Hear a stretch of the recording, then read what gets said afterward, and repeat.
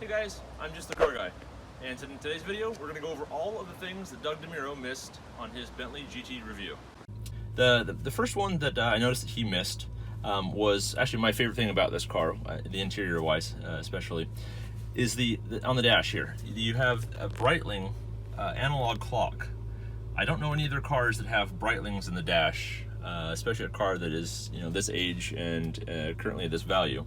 And it's kind of cool when you go to set it. You actually have to go in the computer system and then change some of the settings, and then it actually rotates while you're doing it. So you go to setup, go to other functions, then go to time, and then just select the time that you wish to have it at, and let it go.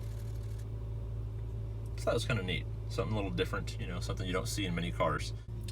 So that's one feature. The other kind of interesting feature is to change the wiper blades. Bentley has to always over-engineer things, and they did that on this car as well. In order to change the wiper blades, you have to go into the vehicle settings, just like we did for the clock, and go to, where are we at here?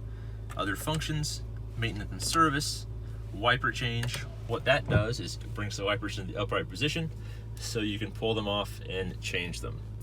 Unlike most cars where you just flip them up and remove them and you're good to go. No, Bentley has to make you go into the computer setup and go through about 5 extra steps in order to change the wiper blades. It's not surprising at all. As you see my other videos with the maintenance on this car is not the easiest.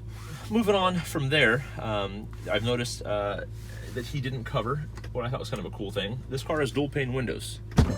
So if you look here, the panes are glued together.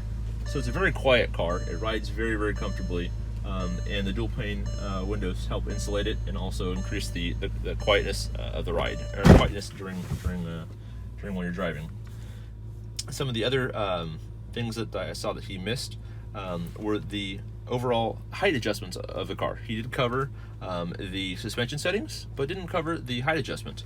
So I know in some cars like Lambos and Ferraris, you can adjust the front nose while going into a parking garage or into a parking lot. This car gives you only one ability. It raises the entire height of the vehicle. So hit the button there, the whole car will raise up about 4 inches. It almost looks like it's going off-road when you see it from outside.